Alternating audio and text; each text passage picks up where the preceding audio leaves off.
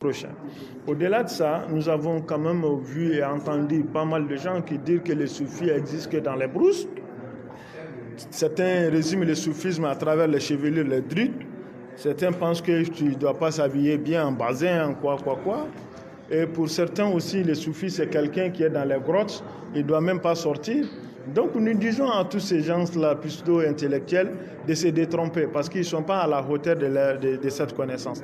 Le soufisme, ce n'est pas de la théorie, mais plutôt la pratique de la théorie. Donc je suis mieux placé pour le dire parce que je l'ai été, je l'ai fait.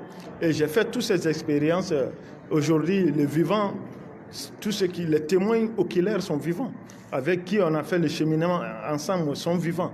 Nous avons passé par des cimetières, des brousses, des grottes. Nous avons passé par des années de jeûne jusqu'à arriver ici.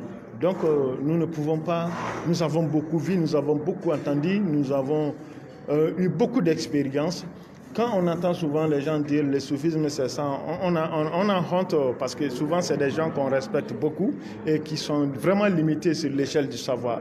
Et le soufisme ne peut pas se caractériser, ne peut pas se limiter par les chevelures ou bien manger, ne pas manger, avoir faim, c'est le désintéressement total comme certains le pensent. Même les cheikhs Abdul Qadir ont passé par cet exemple. Le prophète Mohammed, il fut d'abord dans les grottes, c'est ainsi il a reçu sa révélation, mais il n'est pas resté dans les grottes. Il est revenu, il s'est marié, il a eu des enfants. Au-delà de Mohammed, Cheikh Ahmad Tijani radiallahu anhu, Cheikh Abdul Qadir ont tous eu des descendants, mais c'est des grands soufis.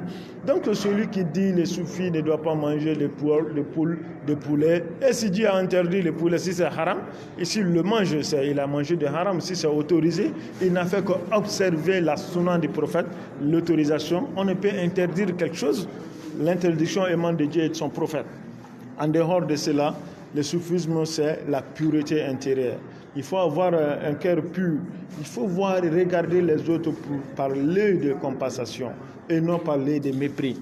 Tout ça, ce sont des caractéristiques d'un soufi. Un soufi, il faut avoir forcément l'amour de Dieu et le respect d'autrui, donc qui sont subordonnés.